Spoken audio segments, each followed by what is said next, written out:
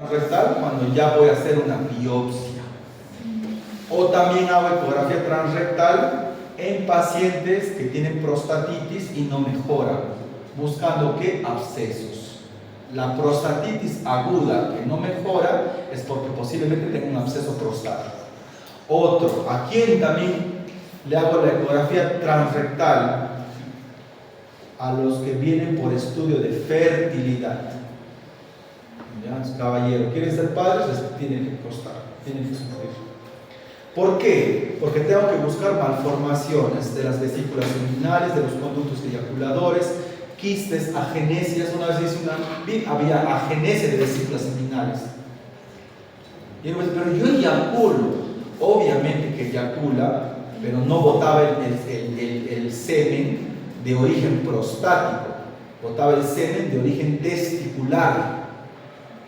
Pero tú pues eyacularás pues de lo que... A ver, le dije, no, tú eyacularás porque pues en 7 días juntarás un poco de semen. Pero a ver, eyacula a diario, te apuesto que no eyaculas, eyaculas una nadita. O sea, el paciente hizo la prueba y verdad, porque no me creía que no tenía vesículas seminales. Luego le tuve que hacer una tomografía, le hice una y también lo tienes. ¿No? Entonces, el tema era ese, ¿no? ¿Saben qué cantidad de semen proviene del testículo y qué cantidad de semen proviene de la próstata? ¿Alguien sabe? 20-80. 20% del testículo y 80% de la próstata. Por eso a veces algunos cuando piensan, cuando se les quita un testículo, por A o B motivo, dicen, ay doctor, ahora mi semen va a ser la mitad. Dicen, no, porque la mayor parte es de la próstata. Y esa es la respuesta de que por qué cuando a alguien le operamos la próstata ya no eyacula. Uno, porque disminuye pues significativamente el volumen seminal, porque ya hemos operado la próstata, ¿no? Y aparte porque el poquito semen que puede salir se va hacia atrás. ¿Por qué? Porque encuentra un tremendo espacio donde estaba la próstata. Como encuentra un salón ahí, pues va a ir a ese lugar donde hay menos presión, a ir a la uretra, que es un conductito donde hay alta presión. O sea, por un tema de presiones, se va al lugar donde hay más espacio, el semen. Bien, listo. La ecografía escrotal.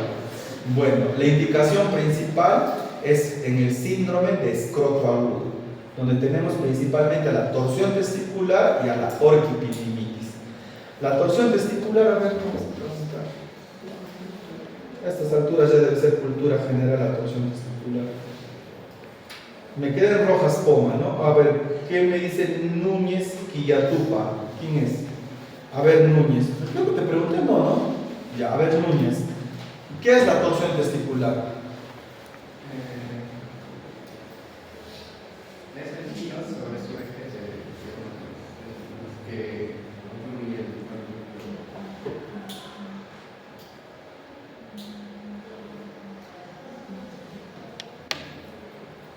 Ya, está bien, es el giro de su eje, pero ¿qué te produce esto? ¿Es algo bueno, malo? produce necrosis. ¿Por qué se necrosa el testículo?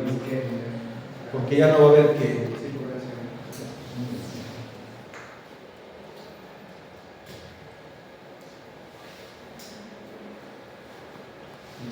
Eso es la torsión testicular, ¿no? Va a girar el cordón espermático, a veces se gira 2, 3, hasta 4 veces.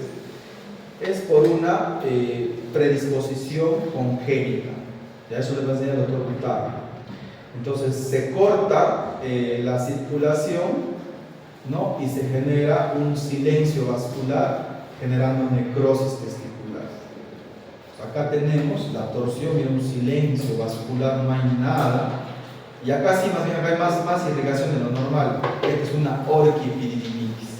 En la orquis es todo lo contrario, por la inflamación y por la infección, incrementa la vascularización del testículo, haciéndole más hiperémico, más congestivo, y por eso que el testículo crece. O sea, en días una orquipididimitis, el testículo puede hasta triplicar su volumen.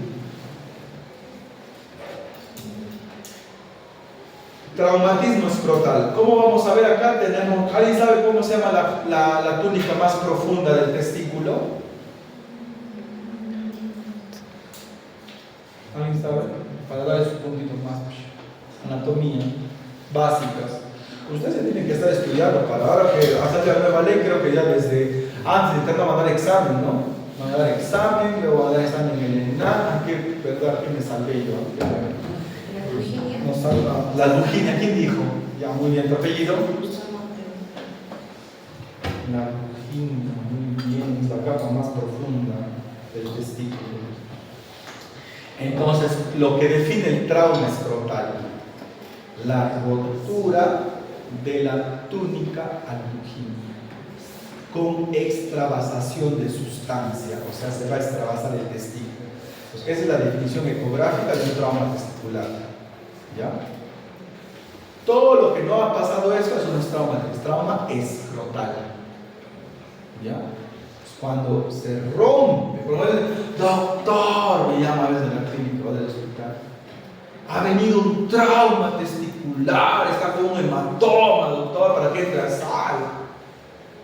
Voy, yo le hago la ecografía y veo que la Luginia está normal. Esto es un hematoma escrotal, eso se reabsorbe, o si es grande lo podemos drenar, pero no es una emergencia. Entonces, el trauma testicular sí es una emergencia porque pues la albuginia se ha roto y prácticamente tu testículo se está pues desparramando, ¿no? Y está en riesgo tu fertilidad. Y aparte pues que se genera varias cosas que no me da el caso enseñarles porque ya eso deberían ustedes leer lo que les enseña el doctor Hurtado. ¿Ya? Entonces, eso sí es una emergencia, ¿no? Cuando hay rotura de la túnica albuginia con extravasación de sustancia. Masas escrotales. A ver, ¿quién sabe? ¿Qué seguimos acá? Carne testicular y un montón escrotal para preguntar.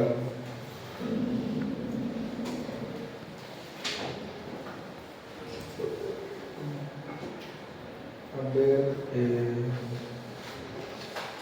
Rodríguez Soto Mireya. A ver, Rodríguez, ¿cómo se ve un probable cáncer testicular? ¿Cómo se ve la imagen? ¿Sabes? Vascularización. No puede haber vascularización ya, pero ¿cómo se ve la masa testicular, o sea, sospechosa de anemia? Hiperecogénica. No, todo lo contrario, se ve hipoecogénica. Entonces, ¿cuál es digamos, la triada, no? Masa dura, indolora, hipoecogénica en testículo. Está la triada de cáncer de testículo. Masa dura, indolora y hipoecogénica. Tú encuentras eso, ya estás ahí con tu cáncer, probable seminoma, que es lo más frecuente. Es por eso que los varones entre los 20 y 40 años tienen que revisarse los testículos. Se recomienda una vez al mes. Para que primero sepan cómo es un testículo normal, es blando, no hay una técnica de examinarse. Y cuando te crezca el tumor, te des cuenta, pues, ¿no? Cuando es un tumor. Muchos vienen, ya tengo también el otro extremo de pacientes hipocondriacos que vienen, doctor, me sale una bolita en el testículo. Voy, le veo y era el epidídimo.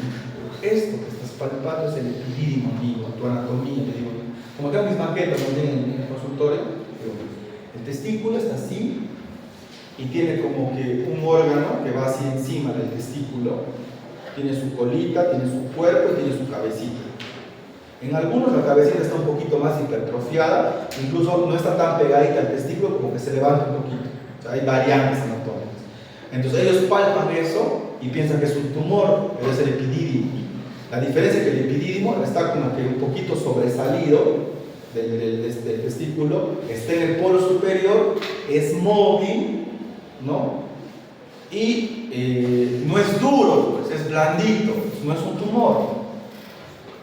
Muchos que confunden el epidídimo dicen o tengo un tumor o tengo un quiste, ¿no? Y es la cabeza del epidídimo.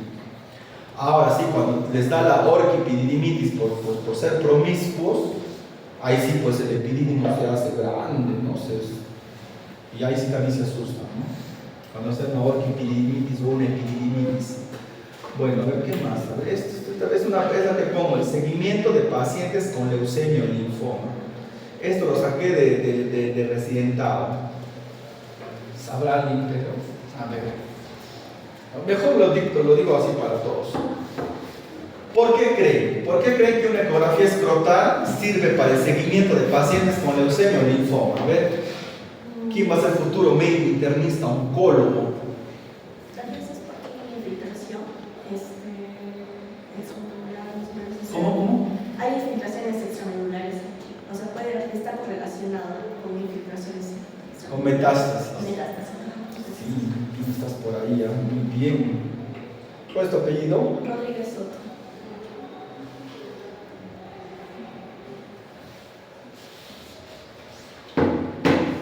Que encontremos metástasis testiculares en un paciente con leucemia o linfoma es ominoso. ¿Qué significa? Que este paciente no ha respondido a la quimio y me indica mal pronóstico, alta mortalidad. O sea, tú en el seguimiento, porque es decir, yo tengo leucemia, linfoma, porque este oncólogo me está mandando ecografía testicular cada 6 meses, ¿qué cosa tiene? O cada 3 meses. Porque si aparecen METs testiculares en un paciente con leucemia o linfoma, ya está pedido, en otras palabras. Listo. Varicocele, varices en los testículos, criptorquidia, el testículo que no desciende, que se encuentra en el camino, ¿ya? Porque hay criptorquidia y hay testículo ectópico, que son diferentes. Hidrocele, piocele, hematocele, que se acumulan en la túnica vaginal. El hidrocele, líquido, mayormente puede ser inflamatorio. El piocele, pus, hematocele, sangre por el golpe, por un trauma, ¿no?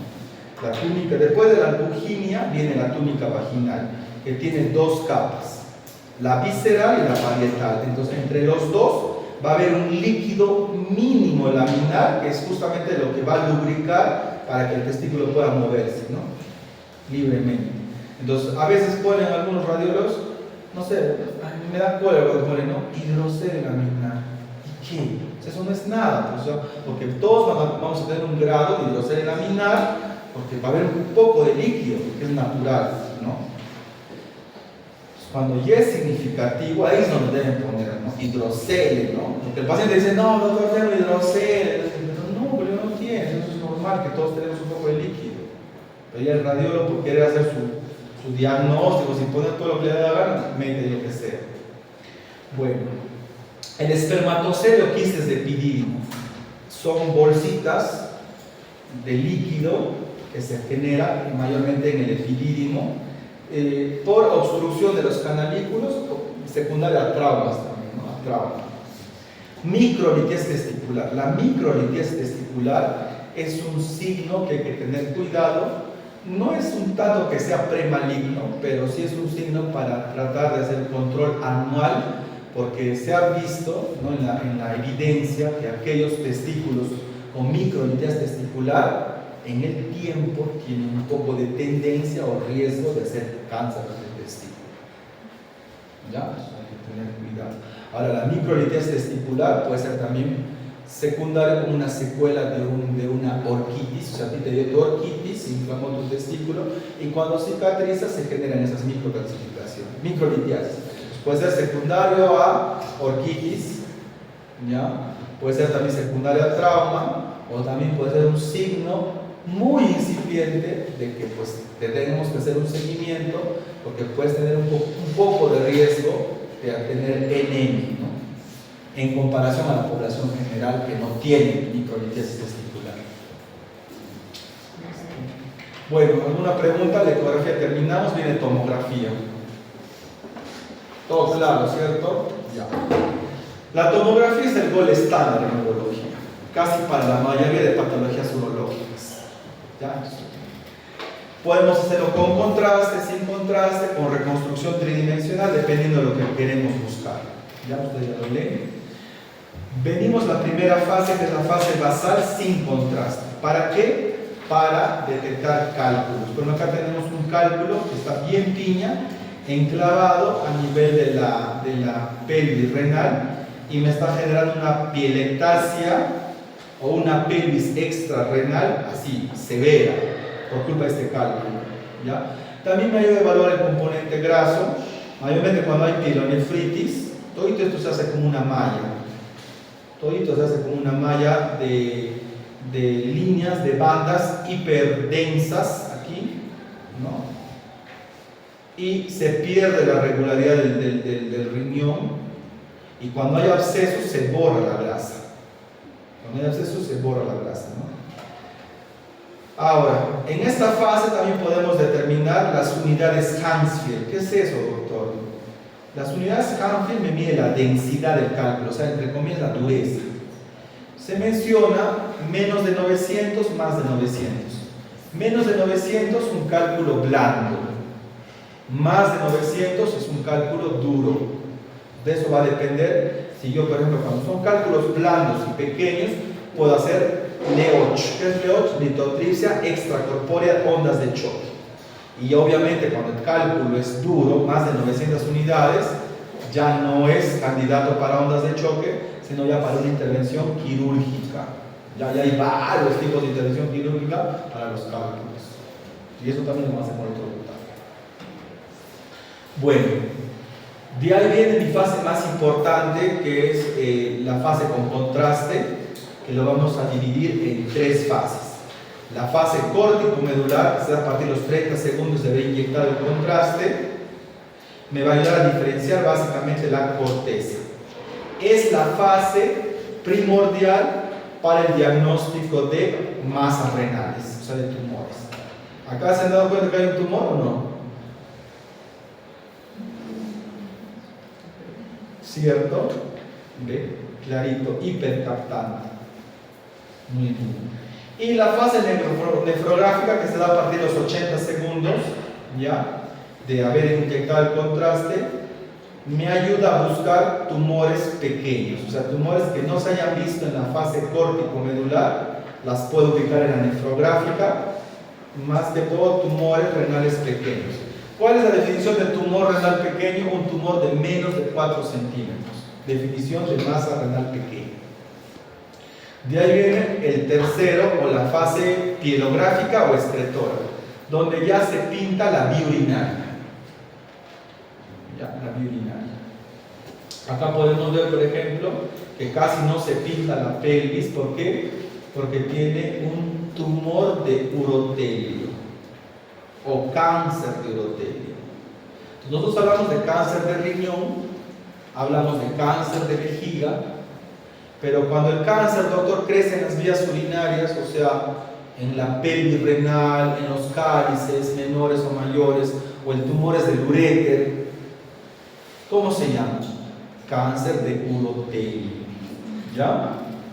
Entonces acá estamos frente a un cáncer de urotelio, pero también un hematoma. Este paciente está con hematuria. Ahora aquí tenemos una malformación congénita.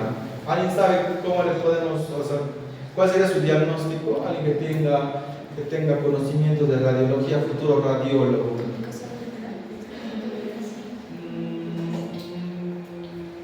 Ya, pero ¿cuál sería el diagnóstico radiológico? ¿Cómo es?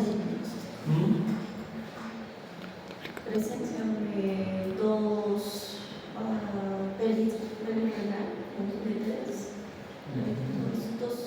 Va a pasar un trabalengua. Esto es un doble sistema piel-ureteral completo bilateral.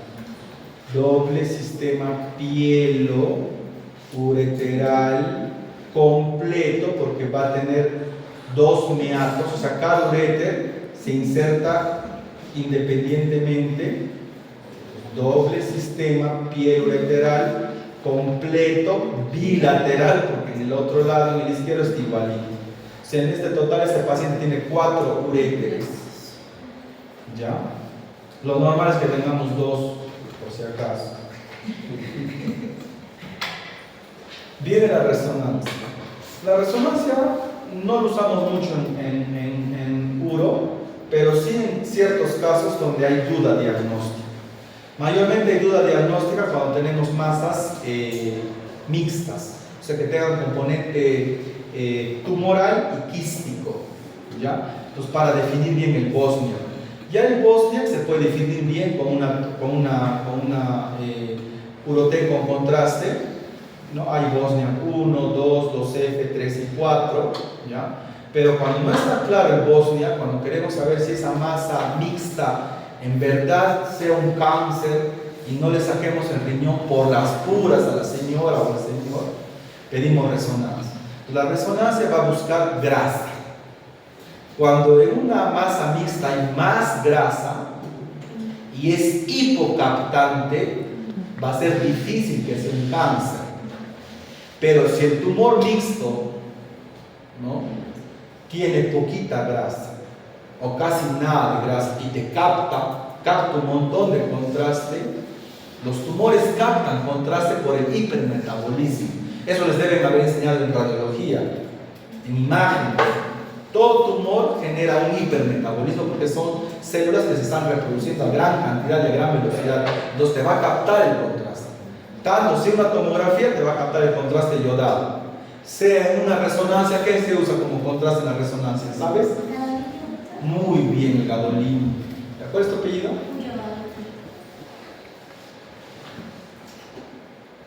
¿Cómo me dijiste? Ulloa. Ah, Ulloa. Justo aquí también te faltaba tu puntito, ya está. Muy bien, entonces el gadolínio, entonces va a captar el gadolínio. Entonces vamos a ver, pues cuando capta bien el contraste es una masa muy probablemente oncológica, no cáncer.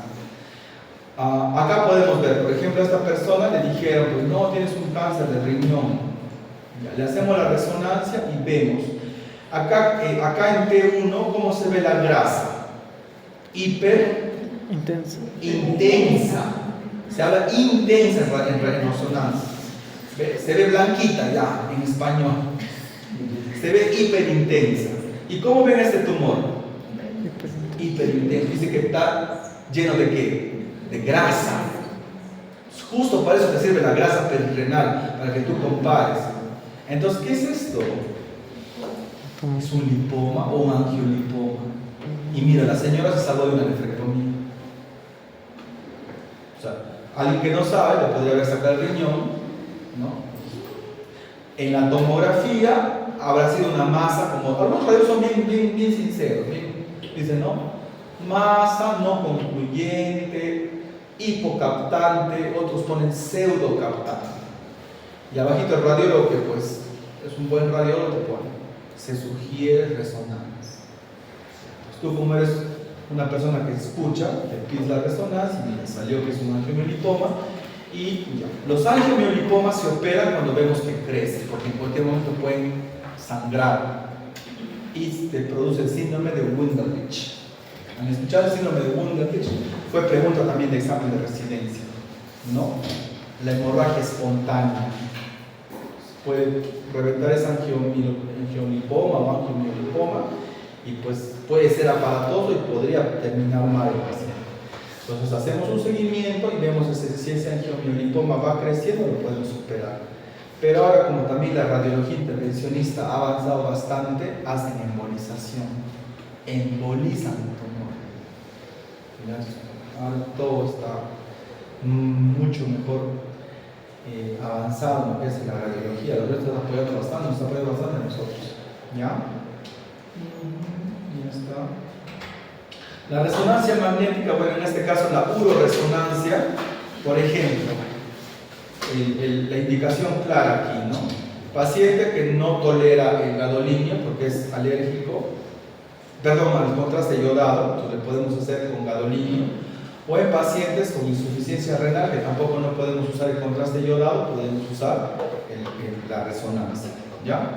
O en la mujer embarazada, por ejemplo, en la mujer embarazada le vas a pedir tomografía, jamás, pues, ¿no? Es una resonancia. Justo pasa que la mujer gestante tiene más frecuencia de hacer cálculos urinarios, ¿ya? Entonces acá puede tener una paciente gestante y mira, acá le hacemos su resonancia, vemos el cálculo aquí. En tercio proximal generando hidronefrosis, ¿ya? Entonces ya saben la indicación, la resonancia para mujeres embarazadas, para los alérgicos al contraste yodado o pacientes con algún grado de insuficiencia renal, ¿ya? Que no puedan tolerar el yodado, ¿no? Y bueno, para el estudio vasculo-renal, lo que se llama una angioresonancia. ¿En qué contexto, doctor? Mayormente no tanto pedimos angioresonancia, más pedimos angiotemia. ¿Pero en qué pacientes pedimos una angiotemia? En el candidato a donante de trasplante renal. Al que va a donar, tenemos que saber ese riñón, si tiene una sola arteria, una sola vena, el calibre y también el largo del vaso, tanto de la arteria y la vena.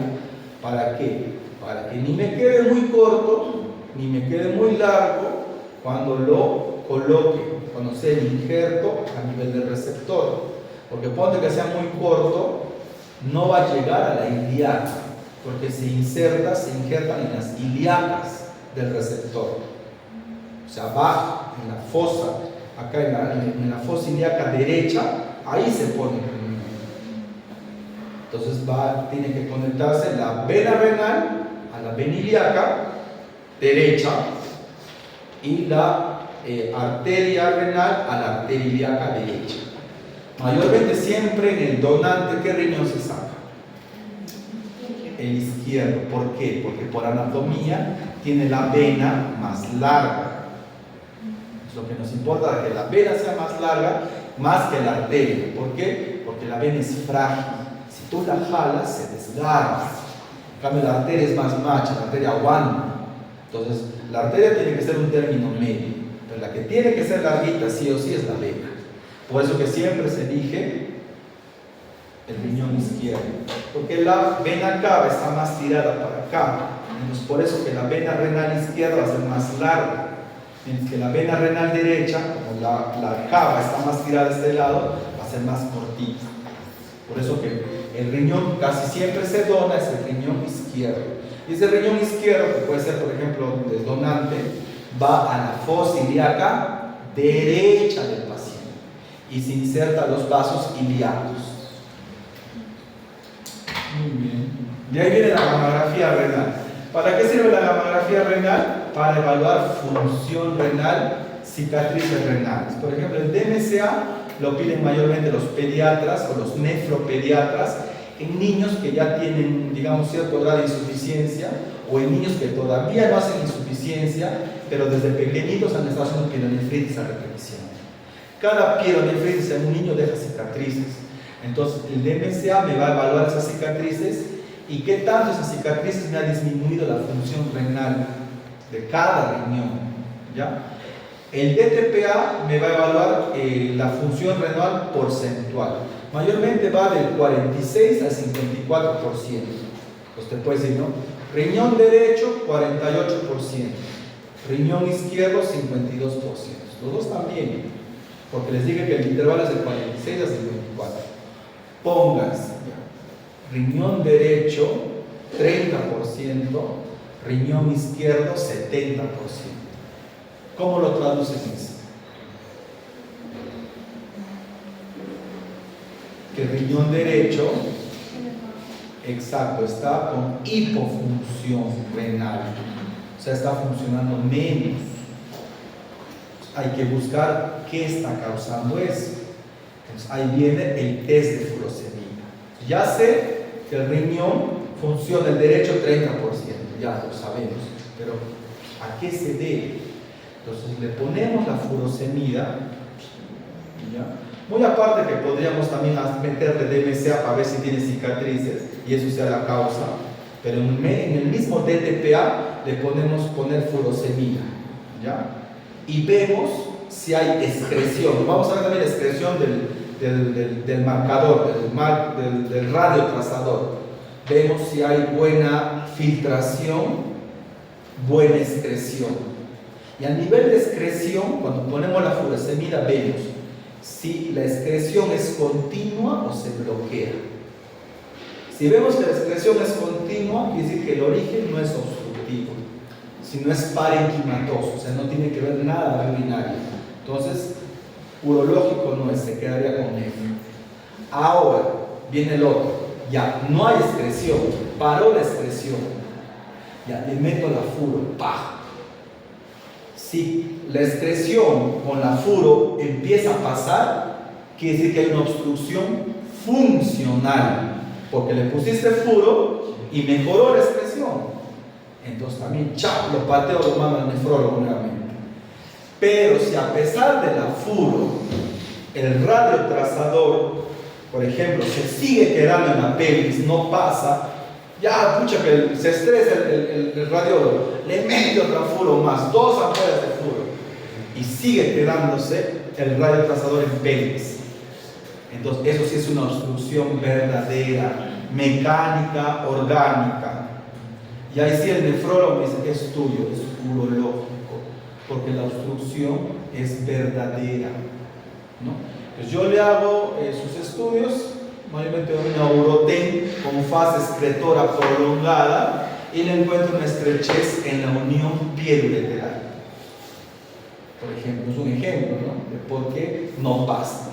¿Qué tengo que hacerle? Una pieloplastia desmembrada o una pieloplastia en Y, o sea, corregir esa estrechez, reconstruir la pelvis renal y volverlo a conectar con el uréter. Entonces ya están viendo, ¿no? Ahora el MAG3. El MAG3 se da porque estos pacientitos, bueno, en cierta manera, cuando la insuficiencia renal es marcada o en niños, ya que el MAG3 se elimina por secreción y no se somete a filtración. No me estaría dañando el riñón, ¿ya?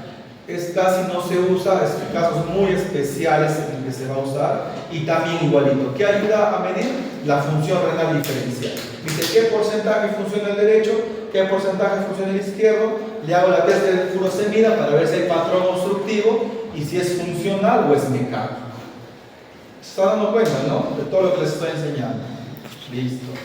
Y a la gamografía renal con test de furosemida es lo que comúnmente se le conoce como ¿qué? Como radiorenograma con test de furosemida.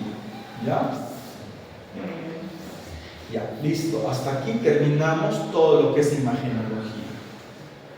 ¿Alguna pregunta, alguna duda? ¿Les quedó claro la gamografía renal? Ya les había enseñado antes la gamografía renal, pero ya saben para qué sirve.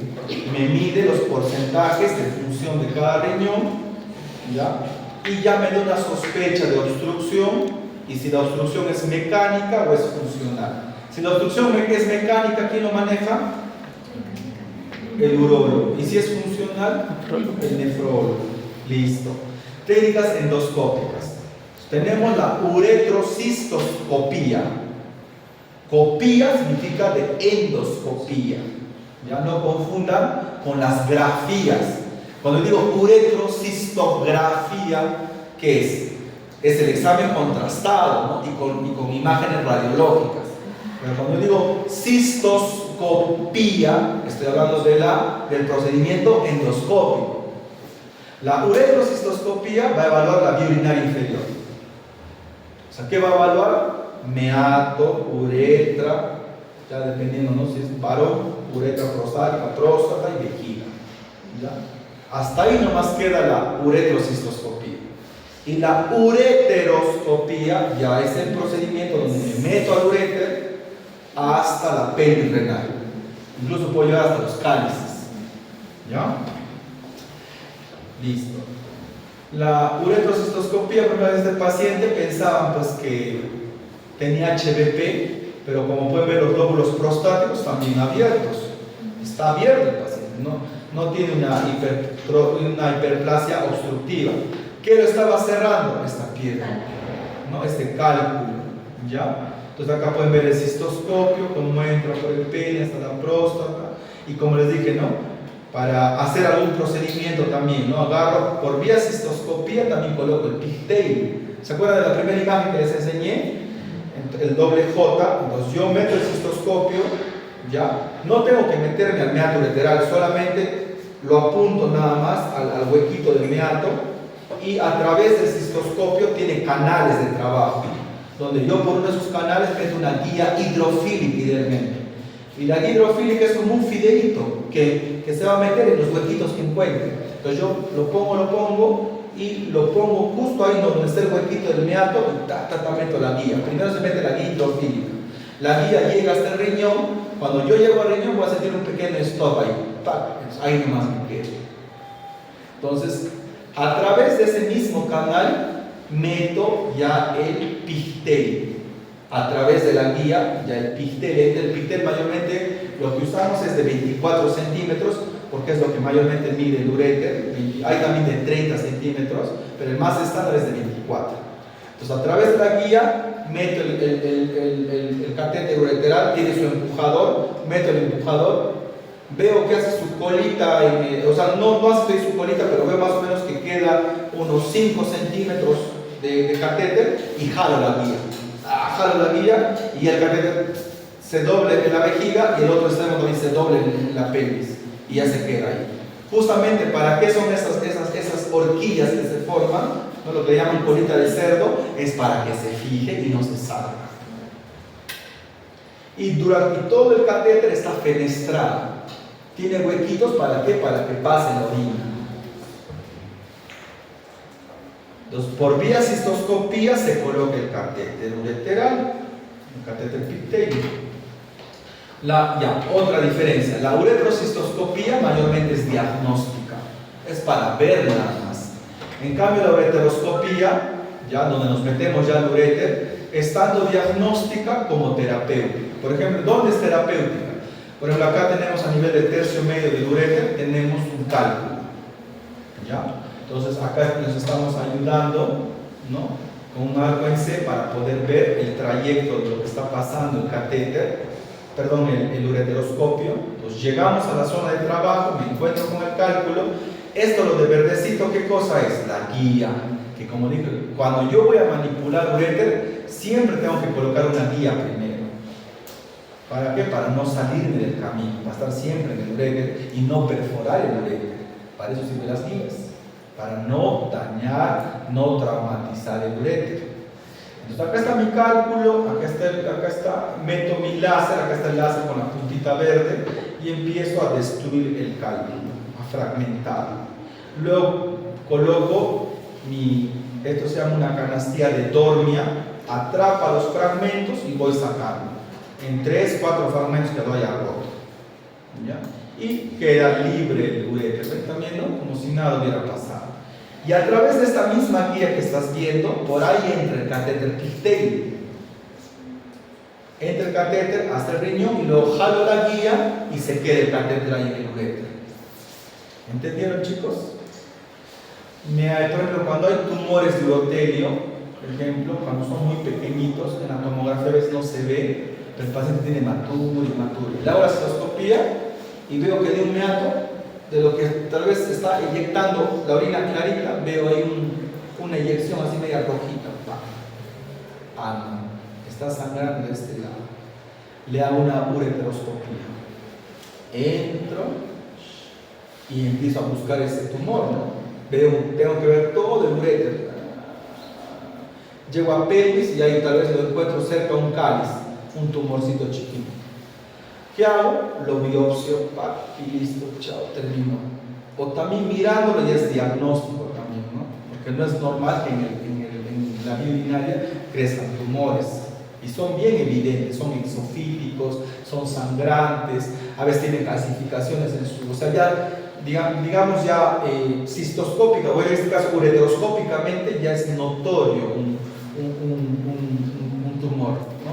No es obligatorio biopsiar. Entonces, por eso, como pueden ver, es diagnóstico y también a su vez es terapéutico.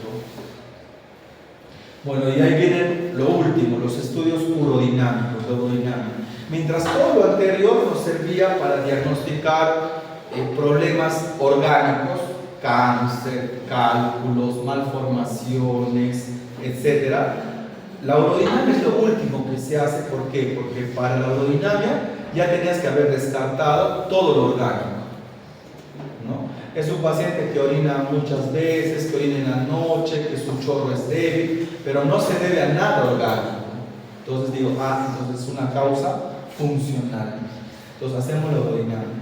¿Qué es la urodinamia? Estudia la dinámica tanto del almacenamiento como la evacuación de la orina del tracto urinario. Ese es un estudio funcional de la vía urinaria inferior. Permite la medición directa de los parámetros fisiológicos. ¿Qué medimos? Presión vesical, presión abdominal, presión del detrusor, y también podemos hacer una electromiografía del esfínter anal. Todo eso para detectar patología funcional de la vía urinaria inferior. ¿Cómo cree, doctor? ¿Qué patologías de la vía urinaria inferior son funcionales?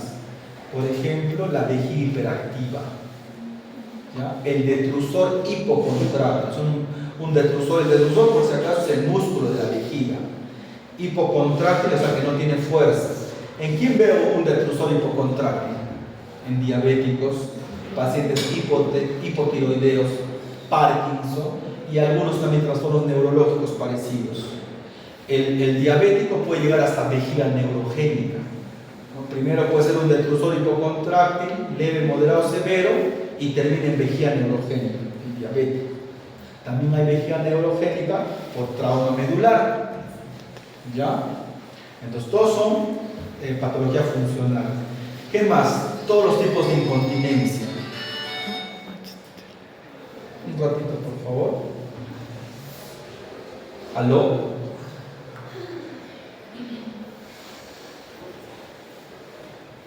Sí, caballero, dígame.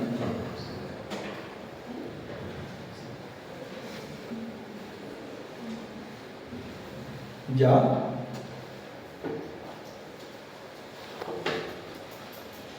Incontinencias. Hay incontinencia de esfuerzo, hay tipos de esfuerzo 0, 1, 2, 3. Hay las incontinencias de urgencia con vejiga hiperactiva, las incontinencias mixtas, ¿ya? Me ayuda a determinar si la incontinencia urinaria de esfuerzo está para colocar malla, no está para colocar malla, para poner malla transobturatriz o suprapúbica, ¿ya? Me ayuda también a evaluar, como te digo, si es que hay trastornos neurológicos, va a haber esfínter anal hipotónico, me va a ayudar también a evaluar obstrucción infravesical, síndrome de bladder outlet obstruction, o sea, hay varios trastornos funcionales, ¿ya? Listo, chicos. Entonces ya saben que la urodinamia es lo último que se hace, porque condenarla, mayormente de los pacientes que van a urodinamia son mujeres, condenarla a un diagnóstico funcional es pues bastante pesado, porque son patologías que casi les van a acompañar toda la vida. Tienes que estar seguro de haber descartado todo, de que no tiene cistitis, no tiene trigonitis, no tiene cálculos, no tiene malformaciones, etcétera, etcétera, etcétera, para que ya sabes que, señor, tienes vejiga hiperactiva. Y prácticamente vas a vivir con eso toda tu vida, ¿no? Entonces hay que tener mucho cuidado. Listo, chicos, ¿alguna pregunta, algo? ¿Todo bien, todo tranquilo? Sí, ¿no? Sí. Listo. Enfermedades infecciosas lo hemos cambiado, lo va a sellar mi colega Chávez. Yo ya me encargo de hacer todo lo que es patología prostática. Cerramos esto entonces.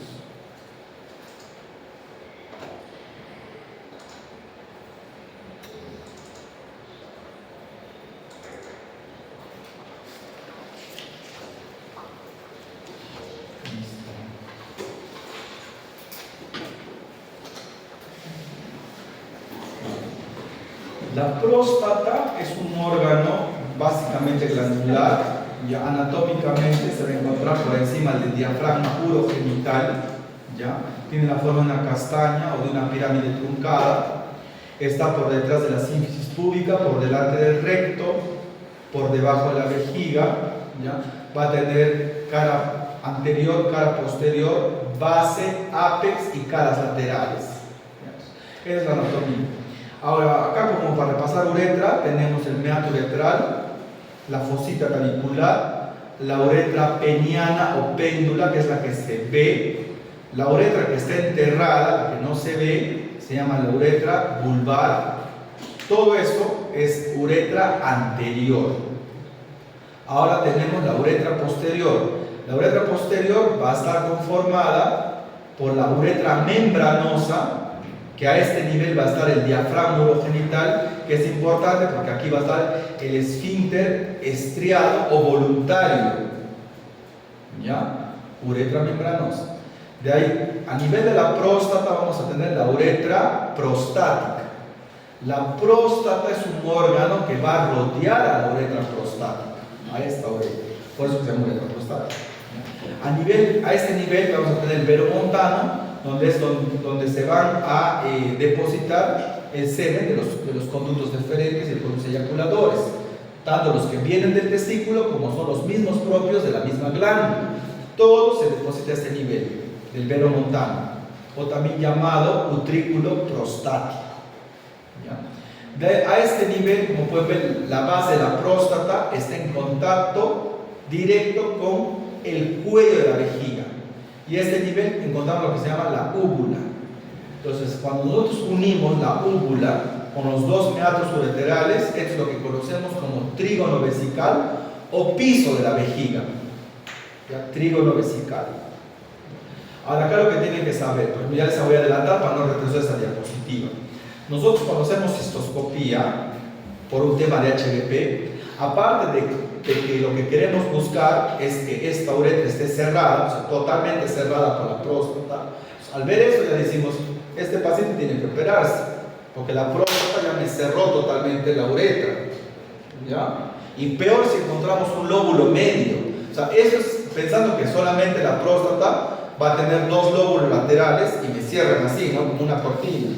Hay casos en que la próstata tiene tres lóbulos y aparte de tener los dos lóbulos laterales, yo con la presión del agua que entro con la cistoscopía abro esos dos lóbulos laterales y me encuentro un lóbulo medio que es como si fuese una lengua que se mete a la vejiga, el lóbulo medio de la próstata. O sea, ahí es recontra obstruido ese paciente. Entonces, ¿yo qué hago? Ya digo, ya este paciente está cerrado, lo tengo que operar. La cistoscopía también me ayuda a elegir qué tipo de operación es más conveniente para el paciente. Si le hago una cirugía abierta o una cirugía endoscópica. Pero ¿cómo? Mido la distancia, la longitud del vero montano al cuello de la vejiga. Lo que se llama distancia vero-cuello o DVC. Entonces, cuando esa distancia, el punto de corte es 3.5 centímetros. Cuando esa distancia es menos de 3.5, la cirugía puede ser endoscópica, porque es una próstata mediana. Pero si esa distancia es más de 3.5, la cirugía tiene que ser abierta, con corte, ya porque es una próstata grande.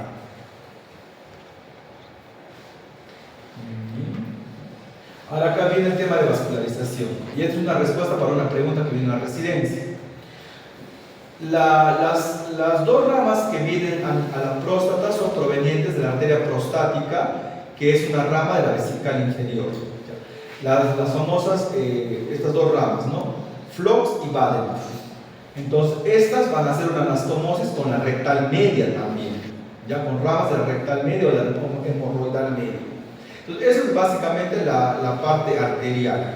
Lo más importante es el drenaje venoso. El drenaje venoso de la próstata va a tener dos caminos. El camino que va a seguir a las arterias, ¿no? Que va a ser el plexo prostático, que va a drenar en la vesical inferior, que es la vena vesical inferior, y de esta a la ilíaca interna, ¿no? A la vena ilíaca interna. Pero hay otro camino. El plexo prostático también va a tener como que otra salida a los plexos perivertebrales. Y esa es la causa de por qué el cáncer de próstata, después de hacer metástasis en ganglios, todo es un metástasis. Algunos pueden pensar, ¿no? Es metástasis en vejiga. Podría ser por continuidad, pero mayormente no. O puede ser metástasis a órganos blancos, ¿no? Ya sale a la vena y ya se va, pues se dispara, entra a la vena cava y ya se va a hígado, ¿no? O se va a pulmón, pero no. En la próstata hay algo peculiar. Antes de que se dé metástasis en órganos blancos, la próstata hace cáncer, hace metástasis en la columna vertebral. O sea, después de hacer adenopatía, o sea, de hacer metástasis ganglionar, hace metástasis ósea. Y no de cualquier hueso, hace metástasis en la columna, mayormente a nivel de vértebras lumbares. ¿Cuál es el reparo anatómico? Este plexo perivertebral, que tiene una conexión directa con el plexo prostático. Entonces, pregunta de examen, ¿no? ¿Cuál es más frecuente? ¿Entre una metástasis pulmonar, hepática, pulmonar, cerebral o una metástasis en columna vertebral, en próstata? Una metástasis ósea. ¿Ya? No se olviden. De ahí vienen las famosas zonas de McNeil, que me imagino que les enseñaron desde anatomía, ¿no? Y esto va a explicarles muchas cosas. La próstata, como yo les digo a mis pacientitos, les explico, les enseño, tiene como que una cáscara que vendría a ser la zona periférica, que es la parte que está posterior en contacto con el recto. La otra cáscara, que es la que está en la parte anterior, que es la fibromuscular, que está en contacto o está pegado o cerca a la pubis, al hueso púbico. ¿Ya? Es la cáscara. Y de ahí lo que yo les digo a mis pacientes, el corazón de la próstata. Y el corazón de la próstata está formado de tres zonas: la periuretral, la transicional y la central. ¿Ya? Entonces, si se acuerdan, la hiperplasia, el HBP, ¿dónde crece? ¿Dónde se origina el adenoma? En la zona transicional. Esta zona transicional empieza a crecer y empieza a aplanarme las demás regiones y a generar una cápsula que conocemos como cápsula quirúrgica, que es, o sea, se genera esa cápsula por el aplastamiento de las demás regiones. Entonces, cuando yo opero la próstata por HBP, hago una enucleación, o sea, le quito el corazón de la próstata, quito el adenoma, que es donde creció el HBP. Pero doctor, ¿cómo encuentro un plano? ¿Cómo saca el corazón de la próstata? Justamente guiándome de esa cápsula quirúrgica. Yo marco con una Kelly, busco el plano, encuentro el blanco nacarado, que es la cápsula quirúrgica, y con mi dedito lo enúcleo y sale el adenoma en una pelotita. Entonces ya le saqué el corazón a la próstata. Entonces, es lo que se hace en una cirugía por HBP, porque muchos pacientes me preguntan: doctor, ¿y usted va a operar la próstata? ¿Me va a sacar toda la próstata? No. Cuando el diagnóstico es hiperplasia benigna, no se saca toda la próstata, se saca justamente estas tres regiones. Entonces la uretra ya no queda como uretra, sino queda como un salón ahí grande. Entonces el paciente orina como cuando tenía 20, 30 años. ¿Ya? Me dejo entender, ¿no? Pero queda esta cáscara, queda la zona periférica y queda la fibromuscular. Al quedar esta cascarita, el paciente tiene sus funciones, tiene su continencia, también tiene su función sexual, o sea, va a tener erección. Porque justamente a nivel de esta periferia es donde están los nervios que van a funcionar con el tema de la erección, incluso de la eyaculación, ¿ya? Entonces, cuando uno opera por HBP, el paciente tiene orgasmo, tiene erección, mantiene su continencia, no pasa nada, y orina mejor. ¿Qué es lo que buscaba la cirugía de HBP? Que orine mejor. Muy diferente es cuando el diagnóstico es cáncer de próstata. ¿Dónde crece el cáncer de próstata? En la zona periférica. Entonces, cuando el diagnóstico es cáncer, yo tengo que sacar ahí sí todo. Ahí ya no se llama adenomectomía. Ahí sí es prostatectomía, y no cualquier prostatectomía, es una prostatectomía radical. ¿Por qué? ¿Por qué radical, doctor? Aquí. Porque saco la próstata con este pedazo de vejiga que ven que está pegado acá. Ven estos dos pilares de vejiga, que es el cuello, lo saco con todo eso. Y muy aparte, el ápex, que ven está en contacto con ¿qué?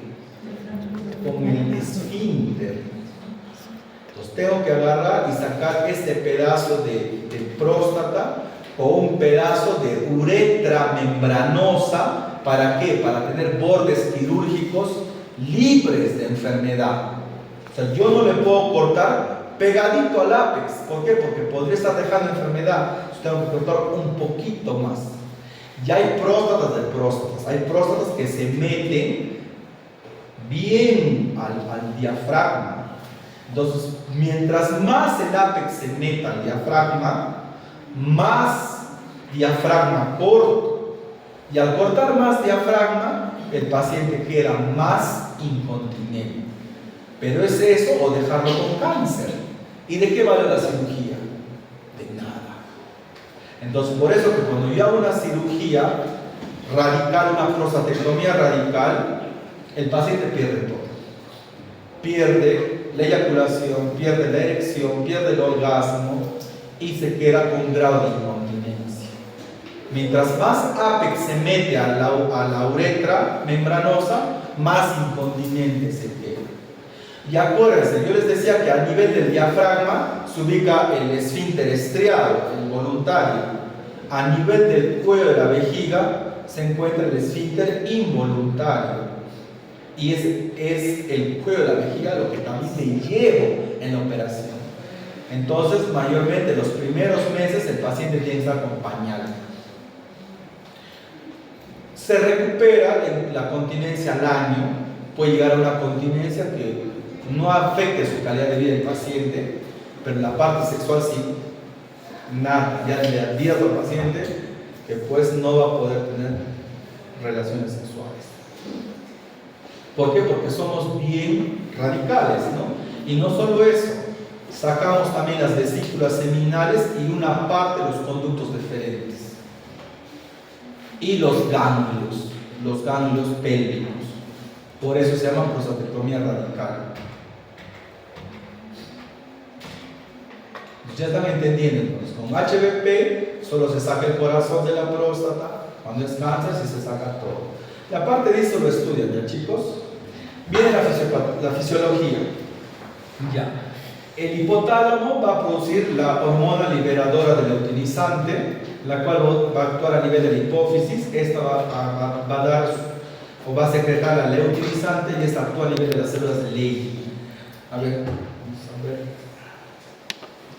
A ver, delegado, ¿dónde se encuentran las células de Leydig? Los testículos. En los testículos. ¿En qué parte de los testículos?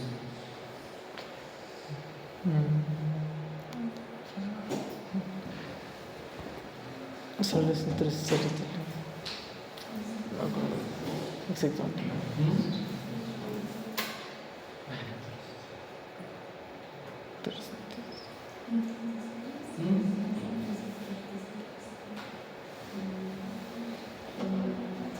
Ya no importa. Estudien, chicos, listo. Ya bueno. Entonces va a actuar a nivel de células de Leydig y esto va a producir la testosterona. ¿Ya? Y la testosterona va a actuar a nivel de todos los órganos blancos del varón. En este caso estamos hablando de próstata. Entonces, a nivel de próstata va a actuar a nivel de dos tipos de células, a nivel del estroma y a nivel de las células epiteliales glandulares. Cuando entra a nivel del estroma, la testosterona por acción de la enzima 5-alfa reductasa tipo 2 se va a convertir en dihidrotestosterona, que es 30 veces más potente que la testosterona. La dihidro tiene receptores a nivel nuclear, lo cual se va a generar la traducción y va a producir factores de crecimiento. Estos factores de crecimiento van a tener acción autocrina, o sea, a nivel del mismo estroma, van a hacer que se genere la hiperplasia, o sea, aumenten en número, y también va a tener acción paracrina, que a nivel de las glándulas, también de las células glandulares, también va a generar factores de crecimiento. ¿Ya? Igual, de la manera igual. Por lo tanto, va a haber una hiperplasia del estroma como una hiperplasia de las células epiteliales. En conclusión, la testosterona hace que la próstata crezca. Entonces, ¿por qué casi nadie se salva del HBP? Porque casi todo a nivel de Latinoamérica, un 85 a 90% de los varones tenemos HDP. Porque por la testosterona, ¿no? Es un camino casi inevitable. Entonces ya, bueno, saben, y la testosterona, la mayor parte se produce en los testículos. Solamente un 5%, un poco menos en las glándulas suprarrenales. Muy bien. ¿Algo aquí en la fisiopato que quieran preguntar o saber? ¿Algo que les quedó claro? ¿Se confundieron? Ahora dirán, pero doctor, ¿por qué algunos tienen la próstata más grande y otros no? ¿De qué depende eso? La respuesta te lo digo también con una pregunta. Porque hay calvos, ahora hay otros que son tan calvos, otros tienen más cabello. A nivel molecular, chicos, a nivel biología molecular. Los receptores, doctor. Los dos podemos tener la misma cantidad. Nos dos damos testosterona y podemos tener ambos 900. Pero, por ejemplo, bueno, todavía con quién me puedo comparar. Aquí lo veo con unas entradas bien marcadas. Todos tienen mucho pelo en este país. Mala suerte. Ya parece el delegado, ¿ya? Tienes tus entradas ahí. Yo no tanto. También si yo vi mi edad también, ¿no? Tú tienes más receptores de testosterona. Por eso tienes más calvo, entre comillas. Y por eso a ti también te va a crecer más rápido la próstata. Y por eso también te vamos a operar más joven de la próstata. ¿Entendieron? Entonces, no es tanto por el nivel de la testosterona. Manda la enzima, la 5-alfa reductasa, y manda tus receptores androgénicos. El calvo es calvo porque tiene más receptores de testosterona.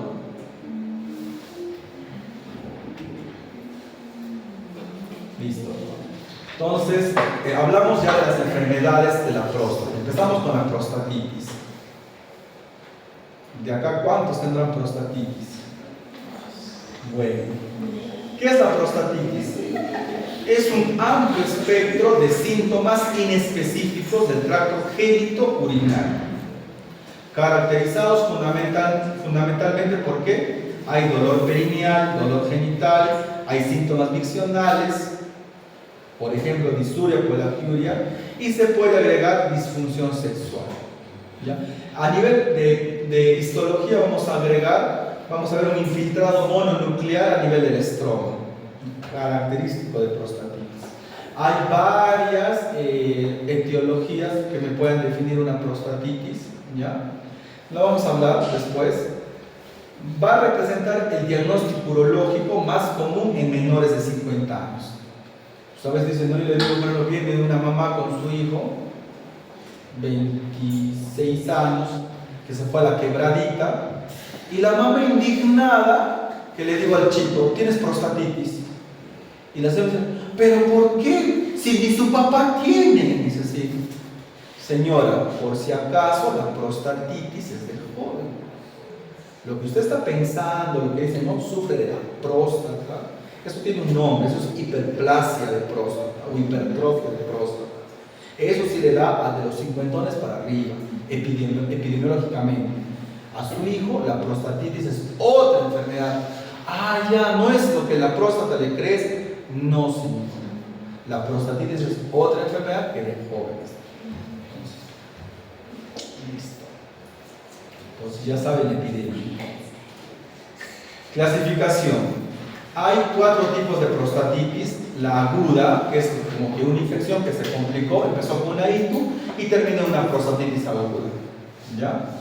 La crónica, cuando hay infecciones o prostatitis a repetición y en un mínimo de 3 meses, ¿no?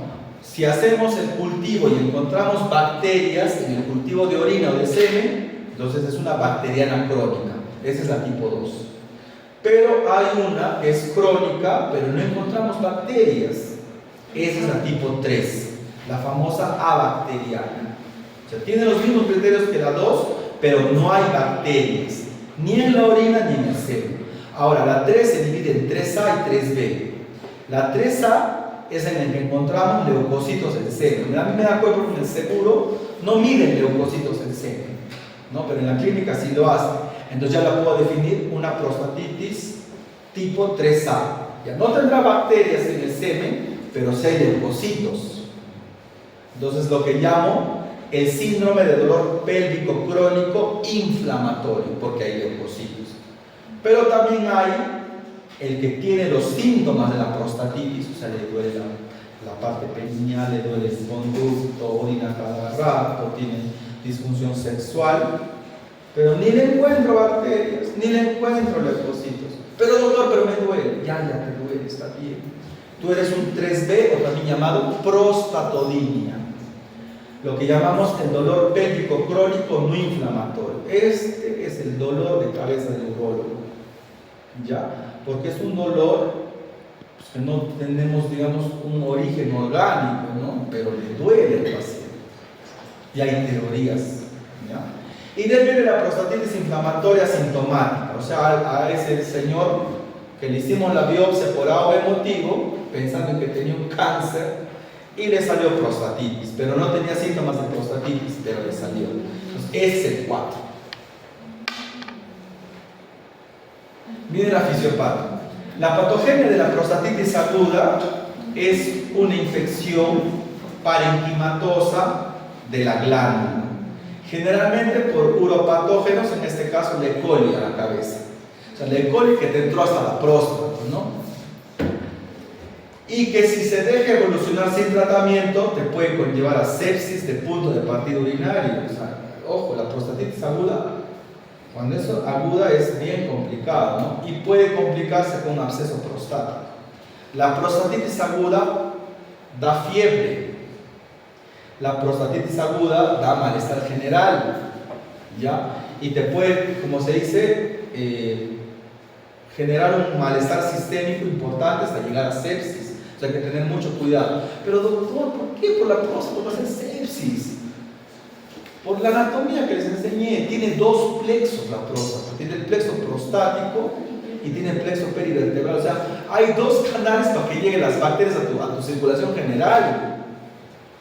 Entonces, por eso que te puede dar fiebre y te puede dar sepsis. Por la gran irrigación que tiene la próstata. Y ahora viene la prostatitis crónica, la que tiene 3 meses. ¿No? Es paciente, doctor, pero hay semanas que estoy tranquilo, hay semanas que estoy bien, pero sí estoy con esto ya. ¿Y cuánto tiempo? Doctor, ya 3 meses, es crónico. Te dice 3 meses, ya es crónico. 3 meses para adelante. Hay teorías.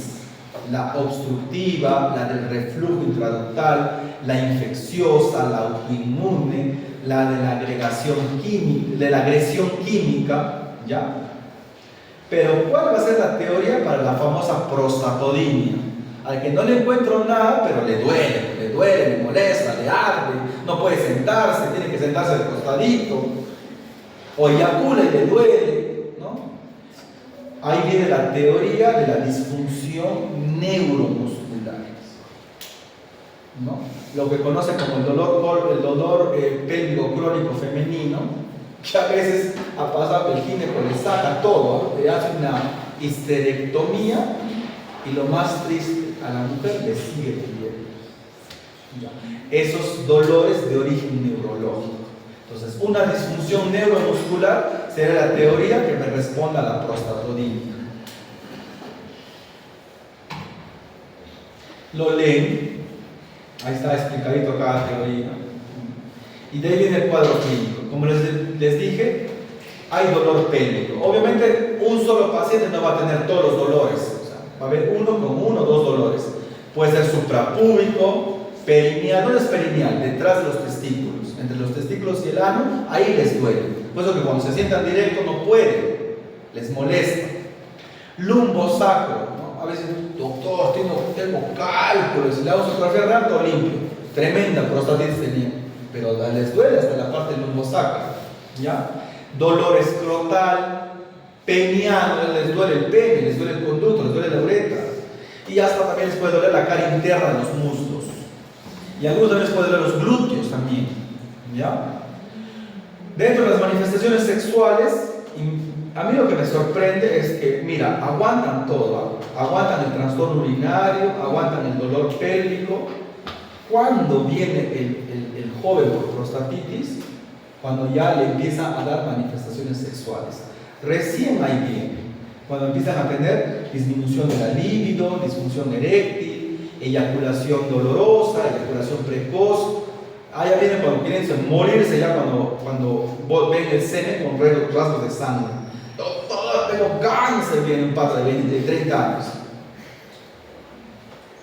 Y el cáncer se origina a partir de los 45, 50, no estás en el grupo etario, debe ser de tu prostatitis. Y le hago y le encuentro, ¿no? Mira, llega al punto de tener infertilidad, o sea, muchos ginecólogos me han derivado por factor masculino. Comenta acá que el hombre es machista, definitivamente. Entonces, no, la mujer no. Pero el ginecólogo ya le hizo de todo a la pobre, ya le sacó como que, no sé, ya le sacó como 100.000 soles a la pobre, ¿eh? Le hizo de todo. No le encontró factor femenino. Cuando yo con un simple espermatograma que cuesta pues 300 soles, uno bien hechecito, ya le encuentro el factor masculino. Yo he dicho a los ginecólogos, no sean así. O sea, si ustedes hacen lo básico y ven que la mujer parece que no es factor femenino, nada les cuesta mandármelo y yo con un buen espermatograma, un buen examen físico, una buena ecografía, encuentro el factor masculino. Y no le van a hacer gastar tanto a la paciente. Hasta le hacen histerosalpingografía, le hacen un montón de estudios, la genética, la pobre mujer le agarran de punto. ¿Ya? Y cuando el culpable es el varón, y yo lo diagnostico con menos de 1.000 soles. ¿Ya? Entonces, a veces pasa de que, verdad, la infertilidad, ¿no? Y era por prostatitis, infertilidad. Le trato la prostatitis hasta trillizos tiene. ¿Verdad? Y de ahí los trastornos urinarios viene la disuria, la polaquiuria. Ahora vamos a preguntar ya, que no se me duerma. Porque hay gente que todavía no tiene su calificación. A ver, Carranza, ya mi estimado, ¿qué es disuria? Molestias al orinar. ¿Cómo que molestia? Dolor. ¿Dolor? Incomodidad. ¿Qué más? Aparte de dolor, ¿qué más? Cuando orinas, ¿qué puedes sentir aparte de dolor? Ardor. Listo. A ver, ¿quién más me falta? A ver. Torres Soto, ¿qué es polaquiuria? Aumento de la frecuencia renal. Perfecto. Muy bien. Aumento de la frecuencia. ¿Usted sabe más o menos cuánto es el intervalo de que una persona normal debe orinar?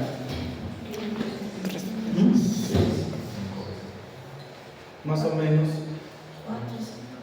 No mucho. 3 horas. De 2 a 3 horas es lo normal. Muy bien. Y entonces menos de eso, o sea, ya orinar cada 1 hora, hora y media, y es patológico. A menos que seas un bebedor entusiasta, ¿no?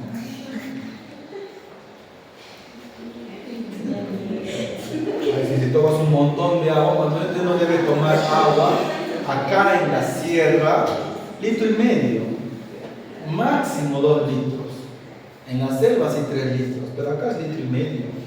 Y obviamente tú tomas más porque acá en la sierra uno retiene agua. Entonces 1,5 litros. Si tú tomas más de eso, obviamente tu cuerpo va a eliminar lo que no necesita. Y hay muchas polaquiurias que descartan, pero son polaquiurias reales. Lo que me pregunto, ¿cuándo? No, es que el doctor me ha dicho, el internista, me ha dicho que tome 3 litros, 4 litros. Y después están con calambres, por hipocalemia, que se producen por tanta agua. Ya. Listo. Muy bien. En la exploración física, en las dos voy a ver aumentar el tamaño, pero más en la aguda. Sensible la palpación en la aguda. Dolor y un vivo reflejo miccional en la aguda. Mejor dicho, a una prostatitis crónica no le voy a hacer un tacto rectal. Muy difícil, ¿no?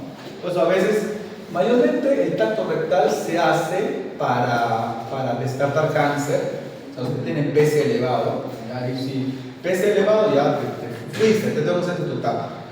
Y o si no, cuando tienen el PSA más de 2 con factores de riesgo también, ya fuiste, te tengo que hacer tu tacto. Y ahora en el caso de prostatitis, no cuando son crónicas, porque el toma del tacto rectal es muy incómodo. Entonces tiene que ser bien indicado y con criterio. Pues cuando estoy en un contexto clínico de una prostatitis aguda, ahí sí, caballero.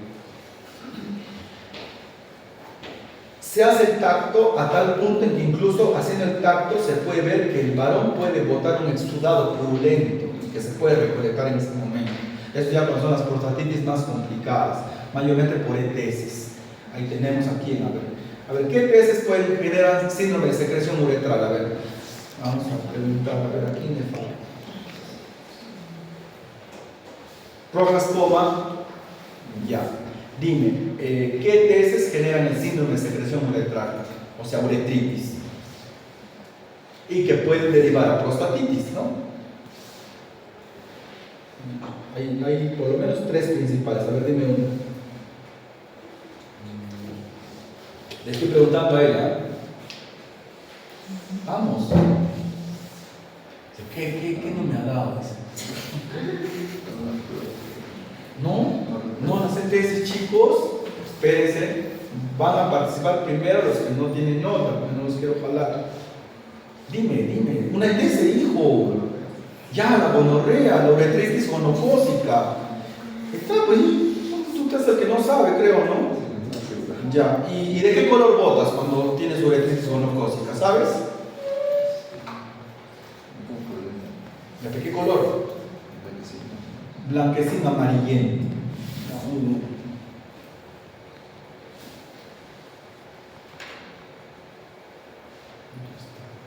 A ver, aquí más falta. Sánchez Arias, Daniel. Ya. Otra ETS que genera uretritis. Clamidia, muy bien. ¿Y la clamidia qué color botas la secreción? No me acuerdo. Transparente a blanquecino, pero más es transparente. Ya. Muy bien. Y de ahí otra ETS que genera uretritis. A ver, no, falta una acá. Faltan todavía 2 y de ahí ya para que sigan ya el repechaje, para que los que quieran sacar más nota. Cuchulas saforas, Adiel. Ya. Otra ETS que genere uretritis.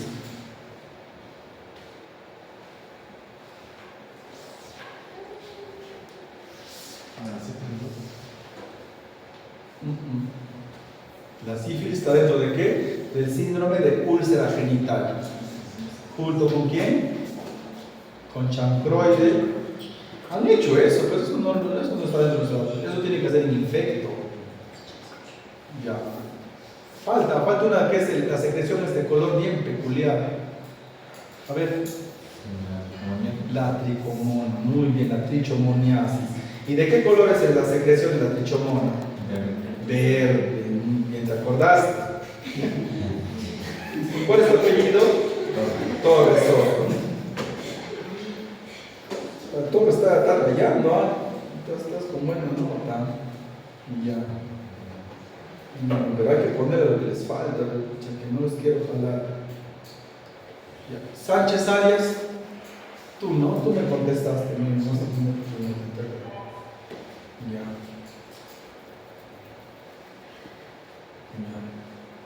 Listo. Yo no sé, hay 2 que están quedando sin nota, tienen que aprovechar para empezar a preguntar. Ya. Entonces, el estudio bioquímico casi no se hace, ya más que todo se hace por temas de investigación, ¿ya? Porque hacer fosfatasa ácida sucítrico símil del líquido seminal es bien complicado. Lo que sí tienen que saber que el PSA en la prostatitis crónica está normal, o sea, no se eleva, pero en la aguda sí. El PSA total, hay 2 tipos de PSA, el total y el libre, ya les voy a decir para qué sirve cada uno, pero lo que se mide es el PSA total. El total en una prostatitis aguda sí se puede elevar y puede ser como control. Cuando ya resolví la prostatitis aguda, le hago un control y veo que el PSA se ha normalizado, pues sí que ya se resolvió. O sea, también puede servir para seguimiento. Muy bien. Y acá viene, ¿no? Doctor, ¿usted cómo diagnostica la prostatitis bacteriana, que puede ser aguda o puede ser crónica? Con el método STAMI. Es el gol estándar para el diagnóstico de prostatitis. ¿En qué consiste el método STAMI o el famoso método de los 4 pasos? en que voy a tomar 4 muestras. La primera es de la primer chorro de la orina, ¿ya? El segundo es de la mitad de la micción, ya es el varón donde tiene que cortar, dejar de orinar. Hacer su masaje prostático para buscar ese exudado purulento de la uretra. Y luego de eso, ya salió el exudado y terminar de orinar. O sea, volver a retomar la micción post-masaje. O sea, ahí me salen los 4 vasos. Con eso yo incremento mi sensibilidad hasta el 91%. Entonces, cuando uno hace esto bien, es donde se han podido diagnosticar todas las prostatitis. Porque mayormente el diagnóstico es un poco complicado para darle el apellido de bacteriana. Porque mayormente por un tema idiosincrático y cultural, pues en un varón que se haga un masaje prostático es bien difícil. Entonces yo esto he aplicado cuando fui a un congreso en el extranjero, en Brasil, un método de tratar de reemplazar en cierta manera esto, hacerlo más reproducible y tratando de también tener un resultado diagnóstico eficaz y que no sea menor del 50%. ¿Qué he hecho? Les pido que me presenten la orina del primer chorro, paren y eyaculen. ¿Ya? Eyaculen. Pero que se haga un masaje perineal. O sea, que no se haga un masaje prostático, o sea, que hasta dentro, sino un masaje perineal, del perineo, pero bien profundo, a nivel del perineo. O sea, en la piel. ¿Ya? Y luego de eso, eyaculen, o sea, saquen el semen. O sea, si sale la secreción, excelente, o sea, el exudado, ¿no? Pero si no sale, que eyaculen, o sea, que dejen el semen. El semen me reemplazaría el tercer vaso. Y luego de haber eyaculado, hay recién que retomen la micción. O sea, una micción post-eyaculación. Entonces, ahí sí todos los varones, mira, ya doctor, yo lo hago, y sí lo hacen. Y así, muchas patologías que no eran consideradas como prostatitis bacteriana, que manejaban otros colegas, yo sí lo pude poner, ¿no? Bacteriana, porque sí pude encontrar la bacteria. Y he encontrado de todo. He encontrado, aparte del E. coli, he encontrado Klebsiella, he encontrado Pseudomonas, y un montón de cosas. ¿Ya? Estafilococo también. ¿Dónde hay estafilococo? Y imagínense, hasta enterococo he encontrado. ¿Ya? Hasta enterococo, imagínense. ¿Ya? Coagulazos negativos también. Entonces, así pude darles apellido y nombre a sus prostatitis y pude tratarlos. ¿Ya? Eso es un secreto. Listo. Entonces, el cultivo de semen ya les dije. En mi caso, de que mi práctica clínica, yo el cultivo de semen lo reemplazo con el EPS y si tengo exudado más semen, elevo mucho más mi porcentaje de sensibilidad. No saben lo que es sensibilidad y especificidad, ¿no? Básico, ¿no? Bioestadística. Listo. Entonces ya también lo leen. Diagnóstico ecográfico. El aumento de tamaño prostático, asimetría de los lóbulos prostáticos en ambos, tanto en una crónica como en una aguda. Los halos hipoecoicos periuretrales o calcificaciones entre la zona transicional y la cápsula, mayormente en crónicos. Nódulos hiperecogénicos en la próstata externa, más para agudo. Evidencia de cálculos intraprostáticos, crónico. Incremento del diámetro de los plexos venosos periprostáticos, agudo. Entonces después se pregunta el examen, ¿cuál es para crónico? ¿Cuál es para agudo? Ya lo dije, habrán apuntado. Pero no está tan fácil de recordarse. Viene el tratamiento. De la prostatitis aguda bacteriana, la tipo 1, ¿ya? Van a haber 2 escenarios. El que me viene que no puedo orinar porque sí, he tenido jóvenes, el más joven de 22 años que he tenido que sondearlo. Porque la próstata se inflamó a tal punto que no podía orinar, no tuve que poner sonda, ¿ya? Entonces ya, Ese es un más agregarle su tratamiento parenteral, ¿ya? El tratamiento parenteral con cefalosporinas de segunda o tercera o aminoglucósidos. No tenemos quinolonas de uso parenteral acá en Perú, pero sí tenemos cefalosporinas y aminoglucósidos. Mayormente le doy unos 7 días, ¿ya? Y evalúo mejoría. Hay mejoría y agrego 10 días de tratamiento oral, ¿no? Dependiendo, ¿no? Doxiciclina o quinolona según el cultivo del semen o el cultivo. No hay mejoría, una eco transrectal buscando ¿qué? Un absceso prostático. Si no hay absceso, hay que volver a ver la sensibilidad de microorganismos, ver el antibiograma, ver si puedo rotar otro antibiótico y ahí evaluar, ¿ya? Cuando hay absceso, hay que hacer drenaje. Ya no se opera el absceso, o sea, ya no se hace RTU en un varón joven, porque si le hago RTU, que es hacer la resección de la parte media de la próstata, sí, podría drenar el absceso, pero lo estoy condenando a que va a tener eyaculación retrógrada, o sea, que el semen se vaya hacia atrás, o sea, el volumen del semen podría disminuir y en cierta manera afectar su fertilidad. No hasta el punto de esterilidad, pero sí afectar su fertilidad, disminuir su capacidad fértil, ¿ya? Por eso que ya no está tan indicado hacer RTU de absceso. Ya se ha avanzado tanto en la tecnología que se puede hacer una punción o un drenaje percutáneo, ¿ya? Y luego tratarlos por 2 semanas más al absceso. Listo. Ahora viene la bacteriana tipo 2, la crónica bacteriana. Acá el tratamiento es antibiótico 12 semanas. Yo no doy 6, doy de frente 12, doy 3 meses de tratamiento. Según mi antibiograma, escojo quinolona, Bactrim o doxiciclina, depende de lo que juegue, ¿ya? Curación quiere decir que en esas 12 semanas, si el paciente mejoró totalmente sus síntomas, les hago una ecografía del alta para decirles, mira, te estoy entregando bien, ya, depende de ti si regresas. ¿De qué va a depender que recaigan? Mucho de los estilos de vida, que sigan promiscuos, que sigan con el sexo contra natura, que sigan teniendo parejas ocasionales, que sigan que no